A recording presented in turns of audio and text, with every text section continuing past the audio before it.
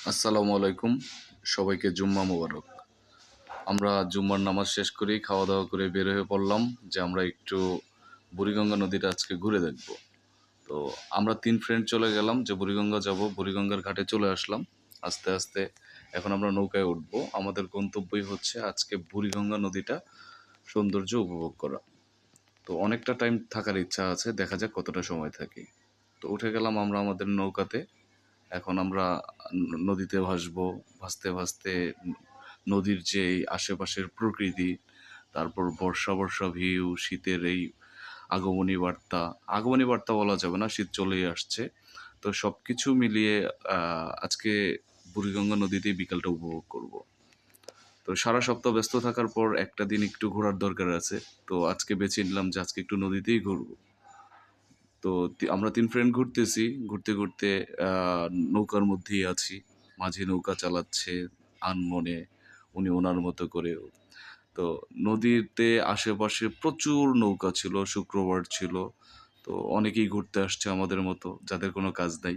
তো আমরা ৩ জনই বেরিয়ে পড়লাম যে একটু ঘুরবো। তো ঘুরতেছি। তো আস্তে, আস্তে সন্ধ্যাও চলে আসলো। সন্ধ্যার সময়, সন্ধ্যার আগ মুহূর্তের বুড়িগঙ্গা নদীর ভিউটা আরো অনেক বেশি সুন্দর। কারণ আপনার বাতাস থাকে, সুন্দর বাতাস। যদিও বুড়িগঙ্গা নদীর পানিটা একটু দূষিত। পানিটা যদি ক্লিয়ার হয়ে যেত, আমার মনে হয় অনেকেই এখানে ঘুরতে আসতো। এই সন্ধ্যার টাইমটা বিশেষ করে। তো অনেক নৌকা চলছে এখানে। গোধূলি লগ্নটা বুড়িগঙ্গা নদীতে অপরূপ সুন্দর হয়েছে, অপরূপ। তো আস্তে, আস্তে সন্ধ্যাও হয়ে গেল। ৩ জনে মন খুলে একদম মনের মাধুরী মিশিয়ে ঘুরতেছি। খুব ভালো লাগতেছে, অসম্ভব ভালো লাগতেছে। তো সন্ধ্যার ভিউটা এটা আসলে না দেখলে বোঝার মতো না। তো যারা একটু নিরিবিলি, একটু রিল্যাক্স থাকতে চান, তারা সন্ধ্যার পরে একটা নৌকা ভাড়া করে বেরিয়ে পড়তে পারেন। অসম্ভব ভালো লাগবে। আপনার মনকে শীতল করে দিবে, আপনাকে চাঙ্গা করে দিবে। আ নদীর আমরা যে জায়গাটাতে ছিলাম ওইদিক থেকে সদরঘাট, বাবুবাজার সবকিছুই খুব সুন্দরভাবে দেখা যাচ্ছিল। আর রাতের লাইটিং গুলো অসম্ভব সুন্দর লাগতেছিল।